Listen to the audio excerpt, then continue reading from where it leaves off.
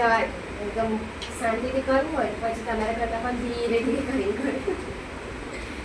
એટલે મારા પોતાના કામ માટે મારે અહીંયા એવું કંઈ હોતું નહીં કે મને ટાસ્ક આપેલો હોય ટાઈપિંગનો, એટલે મને એવો લોડ નહીં આવતો. બાકી પહેલાં જ્યારે મેં સ્ટાર્ટ કરી ત્યારે મેં રોજ કરતી હતી ટાઈપિંગ, આમ શીખવાડવા મારો હાથ બેસી ગયો.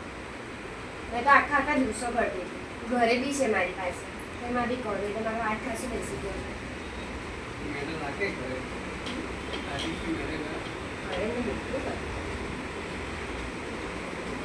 મેં તો અહીંયા ટીચિંગમાં છું એના માટે.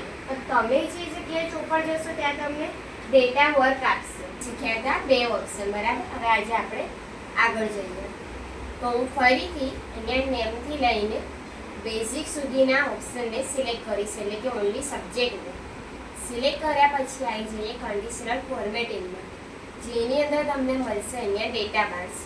ડેટા બાર્સમાં તમે ખાલી બાજુમાં જ્યારે માઉસ લઈ જશો ને તો આ રીતેના કલર્સ આવશે જે અહીંયા આપેલા છે. તો તમે કલર જોઈ શકો છો કેવી રીતે આવ્યા.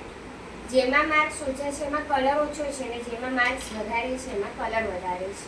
એટલે આ એક કલર પ્લેટ જેવું આવી ગયું છે, જેનાથી આપણને ખબર પડે કે આ બધા માર્ક્સ વધારે છે. ફરી આને સિલેક્ટ કરી દઈશ. એ જ ઓપ્શનની અંદર નીચે છે કલર સ્કેલ, એમાં બેકગ્રાઉન્ડ કલર આવશે આ રીતે. એનો કોઈ લોજિક નથી, ખાલી પાછળ કલર આપે છે, બરાબર. તો તમને લાગે તો ક્લિક કરો, ના જોઈએ તો ક્લિક ના કરતા આગળ આવી જાઓ. અહીંયા છે આઇકોન શીટ્સ. આઇકોન શીટ્સની અંદર બધા લોગો આપેલા છે આ રીતેના, પણ બહુ જૂના ટાઈમના છે એટલે કોઈ લેતું નહીં. અત્યારનું કંઈક એમોજીને બધું આપ્યું તો બધાને ગમે, અને આ બહુ જ જૂનું છે. આની અંદર કંઈક નવું નહીં આવ્યું હજી. લેવા હોય તો બી લઈ શકો છો, અને નહીં લો તો તમે સ્કીપ કરી શકો છો. હવે આ જ ઓપ્શનની અંદર નીચે છે અહીંયા ન્યૂ રૂલ. ન્યૂ રૂલમાં આવશો તો અહીંયા તમને બીજા ઓપ્શન મળશે, જેવી રીતે કે યુનિક ઓર ડુપ્લિકેટ વેલ્યુ, કે મારે યુનિક ઓર ડુપ્લિકેટ વેલ્યુને હાઇલાઇટ કરવી છે, જે ઓલરેડી આપણે ઉપર ઓપ્શનમાં શીખી ગયા અહીંયા, બરાબર. એમાં હતું જ, પણ આ ઓપ્શનથી શું થશે કે તમે તમારા ચૂઝ પ્રમાણે વધારે ઇફેક્ટ આપી શકો છો. એનો બોર્ડરનો કલર બદલી શકો છો, ફોન્ટ કલર બદલી શકો છો, બેકગ્રાઉન્ડ બદલી શકો છો તમારા ચોઈસ પ્રમાણે. અહીંયા કેવું હતું, લિમિટેડ હતું. આ હાઇલાઇટમાં હતું, ખબર છે, આર યુ ઇક્વલ ટુ વાળું. આ એ જ ઓપ્શન છે, યુનિક ઓર ડુપ્લિકેટ એમ, જે રિપીટ થાય અને જે રિપીટ જ ના થાય એ રીતે. તો સૌથી પહેલાં તો મેં આ કલર કાઢી દઉં.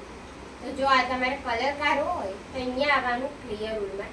આ બેમાંથી તમારે કોઈ બી એક સિલેક્ટ કરી દેવાનું, કલર નીકળી જશે. પછી હું જે બતાડું છું ને એ વાળું ટ્રાય કરજો. તો અહીંયા ન્યૂ રૂલ, જો ન્યૂ રૂલની અંદર for example unique or duplicate value, આને જ લઈ લેવાનું. સૌથી સારામાં સારો ઓપ્શન આવે છે, બધાને ઇઝીલી સમજ પડી જશે. તો સિલેક્ટ કરીને અહીં આવવાનું ફોર્મેટમાં. જો અહીંયા ફોર્મેટમાં તમને ઓપ્શન મળશે ફોન્ટ, બોર્ડર અને ફિલનો. ફિલમાં આવવાનું. ફિલમાં તમને જે કલર જોઈએ અહીંયાથી કોઈ બી કલર લઈ લો. કલર લઈને અહીંયા તમને પેટર્ન કલર આપેલું છે. પેટર્ન કલર એટલે કે આવી રીતે બીજા કલરનો ઓપ્શન મળશે, તો તમે એ પણ લઈ શકો છો. નીચે છે પેટર્ન સ્ટાઇલ, જેમાં તમને અલગ અલગ ડિઝાઇન મળી જશે આ રીતે. આ પણ તમે લઈ શકો છો, કોઈ બી લઈ લો, બરાબર. જો આટલું કરીને મેં ઓકે આપી દઈશ, એમ ફરી ઓકે. જો આ રીતેની ઇફેક્ટ આવી દેખાય છે, અંદર જો લાઇનિંગ આવી ગઈ, બરાબર. આ ડુપ્લિકેટ વેલ્યુ પર આ 76 મેં 76, 87 આ 87. યુનિકમાં ગ્રીન કલરની આવશે, બરાબર. તો આ રીતેનું છે. એટલે ઓલમોસ્ટ આપણે આપણી રીતે કંઈ ચેન્જીસ કરવા તો કરી શકીએ એના માટે જ. બાકી એ ઓપ્શન તમે અહીંયા જોઈ લીધો છે, તો તમે ના લો તો કંઈ વાંધો નથી, પણ યાદ રાખવાનું આપણે શીખીએ છીએ. તો ચલો ફરીથી હું આને નોર્મલ કરીશ. તો નોર્મલ કરવા માટે અહીંયા જ ક્લિક કરજો ક્લિયર રૂલમાં, અને clear rule selected otherwise entire sheet કોઈ બી લઈ લો. અને નીચે છે મેનેજ રૂલ. આ બી સેમ ઓપ્શન છે, આમાં તમારે કંઈ કરવાનું નથી. મેનેજ રૂલની અંદર તમે અહીંયા ન્યૂ રૂલ પર ક્લિક કરશો તો અમને જે આપણે ઓપ્શન જોયો એ પાછો આવશે, બરાબર. એટલે નો ચેન્જીસ. આગળ આવી જઈએ. ચલો હવે આગળ બીજા ઓપ્શનમાં અહીંયા તમને મળી જશે ફોર્મેટ એજ ટેબલ. ફરી હું અહીંયા ટેબલ સિલેક્ટ કરું છું ઓનલી સબ્જેક્ટ સુધી. ફોર્મેટ એજ ટેબલમાં આવવાનું. એમાં તમને આ રીતેના અલગ અલગ ટેબલ મળી જશે. કોઈ બી એક ટેબલ પર સિલેક્ટ કરવાનું. તમને આ રીતેનું એક નાનું બોક્સ બતાવશે. આ બોક્સની અંદર તમારે કરી દેવાનું છે ઓકે. જેવું તમે ઓકે કરશો તો તમને આવી રીતે નાના એરોઝ મળી જશે. જો આ રીતે દેખાય. હવે આને ફિલ્ટર કહેવાય. બહુ જ એટલે બહુ જ યુઝ થાય છે બહુ નાનો અમથો ઓપ્શન, ઇઝી છે એકદમ, બરાબર. પણ નામ યાદ રાખજો, આને ફિલ્ટર કહેવાય. જો હવે એનો યુઝ શું, તો ફોર એક્ઝામ્પલ આ જે નેમની સિરીઝ છે એના એરો પર હું ક્લિક કરું. એના એરો પર હું ક્લિક કરીશ તો તમે જોઈ શકો છો અહીંયા બીજા નામ આવે છે જે સ્ટુડન્ટના નામ મેં લખેલા છે, બરાબર. તો હવે આની અંદર ફોર એક્ઝામ્પલ હું પ્રતિક પર જે માર્ક છે એને રિમૂવ કરી દઈશ. સોનું પર જે માર્ક છે એને રિમૂવ કરી દઈશ. બસ આટલું કરીને ઓકે જ કરીશ તો એ બેના નામ હાઈડ થઈ ગયા, બરાબર છે ખરા, પણ હાઈડ થાય, આપણે એને ડિલીટ નહીં કરીએ. અને તમે જોઈ શકો છો જો આનો લોગો બદલાઈ ગયો. આના કમ્પેરિઝનમાં જો આનો લોગો અલગ છે, બરાબર. અહીંયા એરો જ છે. આ એના માટે કે આપણે અહીંયા ચેન્જીસ કર્યા છે એટલે લોગો ચેન્જ થઈ ગયો છે. તમને ખ્યાલ રહેશે કે અહીંયા ચેન્જીસ કરેલા છે, જ્યારે અહીંયા નોર્મલ છે તમે આપણે કશું બદલ્યું નહીં, બરાબર. તો હું ફરી અહીંયા ક્લિક કરીશ તો નીચે નામ છે જ, પ્રતિક પર ક્લિક કરો અને સોનું પર ક્લિક કરો. ફરી ઓકે આપી દો એટલે ફરી પાછી, બરાબર. એટલે તમારે કોઈ માર્ક્સ અમુક સ્ટુડન્ટના બતાવવા હોય એની માટે કે મેં તમને એવું કીધું હોય કે મને ખાલી પાસ થયા છે એ સ્ટુડન્ટની લિસ્ટ આપો તો તમે જે ફેલ થયા છે એને હાઈડ કરી શકો છો, બરાબર. એ રીતે ચાલો ફરી હું આટલું ટેબલ ફરી સિલેક્ટ કરી દઈશ. હવે મારે આ એરોઝને કાઢી દેવા છે. તમે આ ઓપ્શનમાં આવશો ને તો કોઈ ચેન્જીસ નહીં થાય, ઓનલી કલર જ બદલાશે. જો પણ પહેલા એરોઝ નહીં જાય. આ ઓનલી વન ટાઈમનું ઓપ્શન છે, યાદ રાખજો. સેકન્ડ ટાઈમ આનાથી યુઝ નહીં થાય. જો તમારે એરોઝ એટલે કે ફિલ્ટર કાઢવું છે તો તમારે અહીંયા આવવાનું શોર્ટ એન્ડ ફિલ્ટરમાં, જ્યાં મેં એરો બતાવી છું ખૂણામાં. આ શોર્ટ એન્ડ ફિલ્ટરની અંદર તમને મળી જશે ફિલ્ટર. એના પર ક્લિક કરશો તો જ એ એરો નીકળશે, બાકી નહીં નીકળે, એટલે કે ફિલ્ટર. ફરી આને સિલેક્ટ કરીશ ને, જો આ જ ઓપ્શનમાં આવીશ, કોઈ ચેન્જીસ નહીં થાય, જો ખાલી કલર જ બદલાય છે. એટલે સેકન્ડ ટાઈમ જો તમને આનો યુઝ કરવો હોય તો આ જ ઓપ્શનમાં આવવું પડશે, શોર્ટ એન્ડ ફિલ્ટરમાં. ફરી એ જ ફિલ્ટર પર ક્લિક કરો, એરોઝ આવી જશે. અને કાઢવા માટે બી આ જ ઓપ્શનનો યુઝ કરો, નીકળી બી જશે. આ ખાલી લેવા માટે છે, એ બી એક જ વખત, બીજી વખત નહીં આવે. આ યાદ રાખો. પછી આગળ ખાલી અહીંયા સેટ સ્ટાઇલ છે ને એમાં કલર્સ આપેલા છે, ઓનલી કલર્સ. તો એ બી તમારા પર છે. જો તમારે લેવા હોય તો તમે લઈ શકો છો, બરાબર. ના લેવા હોય તો સાઈડમાં ક્લિક કરો, ઓપ્શન સ્કીપ થઈ જશે. ચાલો બસ હવે આ બે લાસ્ટ બતાવો એટલે પ્રેક્ટિસ કરી લો.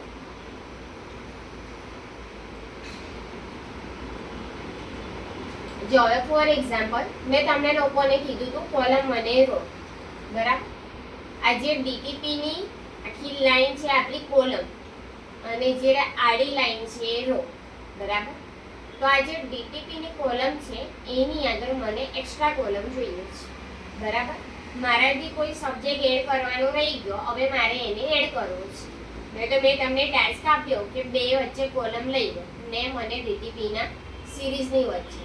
તો તમારે શું કરવાનું, આ ડીટીપી એટલે કે સેકન્ડ નંબરની જે સિરીઝ છે એના પર ક્લિક રાખવાનું અહીંયા, બરાબર. એમાં તમારે અહીંયા આવવાનું ઇન્સર્ટમાં. ઇન્સર્ટની અંદર જે એરો છે ને એના પર ક્લિક કરજો. એમાં તમને આટલા ઓપ્શન મળશે, sheet, row, column. Column to the left. Left લો કે ડાયરેક્ટ કોલમ પર ક્લિક કરો, તમને ડીટીપીના આગળ જ કોલમ મળશે, બરાબર. જો અહીંયા મેં ક્લિક કરું છું ઇન્સર્ટ સીટ કોલમ પર, મને એક્સ્ટ્રા કોલમ મળી ગઈ, બરાબર. હવે આ જ કોલમ મારે ડિલીટ કરવી છે તો પછી એના પર જ ક્લિક રાખો. જેને ડિલીટ કરવું હોય ને એના પર તમારું સિલેક્શન હોવું જોઈએ, એટલે કે ક્લિક કરી રાખો. અહીંયા જે ડિલીટ છે ડિલીટમાં આવવાનું, એમાં તમને ડિલીટ સીટ, રો, કોલમ બધું જ મળી જશે. આપણે લેવાનું છે ડિલીટ સીટ કોલમ, બરાબર. જેને એડ કર્યું એને કાઢી દેવું, ખાલી આગળ ડિલીટ આવી ગયું તો ડિલીટ સીટ કોલમ ફરીથી નીકળી જશે, બરાબર. એવી જ રીતે મને નેમની આગળ ફરી કોલમ જોઈએ છે. બોલો તમે શું કરીશું? ઇન્સર્ટમાં Insert sheet column. તમે બોલો ઇન્સર્ટ શીટ કોલમ બરાબર. દીપિકાબેન તમારો અવાજ નહીં આવતો, બોલવાનું મને બી ખબર પડે બરાબર કે આ તમને ખબર પડી. તમને નહીં આવડે તો કંઈ બોલવાની નથી, હું તમને ફરી સમજાવીશ. પણ બોલો, ખોટું બોલ્યું તો ખોટું બોલ્યું તો બોલવાનું. અહીંયા ઇન્સર્ટ શીટ કોલમ એટલે મને ખબર પડી કે આ તમને ખબર પડી. ના બી ખબર પડી હોય તમને તો બી મને આઈડિયા આવે કે જો તમને આમાં કન્ફ્યુઝન થયું એટલે તમને નહીં આવડ્યું એટલે બોલવાનું તો આઈડિયા આવે. ચલો કોલમ આવી ગઈ. હવે આ કોલમને ડિલીટ કરવું હોય તો સિલેક્ટ કરીને Delete. delete sheet column. Delete sheet column બરાબર. એટલે કોલમ નીકળી જશે. મેં બી રીતે સેમ રો કે મને આજે સોનુ રાજપૂતનું નામ છે એની ઉપર આડી લાઈન જોઈએ છે એટલે કે રો જોઈએ છે.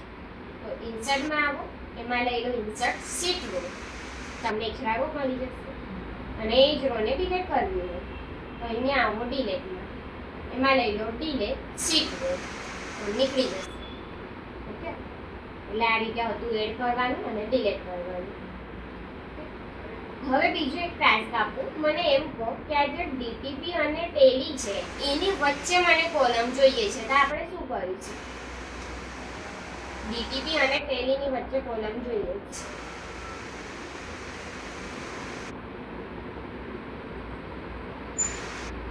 ટેબલ કોલમમાં થશે ને, ટેબલ કોલમ કરીશું તો થશે ને. મેં પહેલા સિલેક્ટ ક્યાં કરું? ડીટીપી પર કરું. હવે ચાલો હું ઇન્સર્ટમાં આવી. હવે ઇન્સર્ટમાં હું શું સિલેક્ટ કરું? Table column to the left. હા, ઇન્સર્ટ શીટ કોલમ છે અહીંયા, તો હું શું કરું? મેં અહીંયા ઇન્સર્ટ શીટ કોલમ લઈશ તો મને ડીટીપી ની આગળ મળશે. હું અહીંયા insert sheet table column to the left લઈશ તો બી મને આગળ મળશે. તો હવે હું શું કરું? મને ડીટીપી ની ટેલીની વચ્ચે જોઈએ છે. ઇન્સર્ટ શીટમાં થઈ જશે. હા? ઇન્સર્ટ શીટમાં થઈ જશે ને. ડીટીપી તમે સિલેક્ટ કરશો પછી ઇન્સર્ટ શીટ કરશો તો આવી જશે. ડીટીપી સિલેક્ટ કરું પછી બરાબર. હવે હું ઇન્સર્ટમાં હા. આવું. પછી ઇન્સર્ટ શીટ લાસ્ટ ઓપ્શન છે. આ ઇન્સર્ટ શીટ, આનાથી મને ટોટલી નવી શીટ મળશે.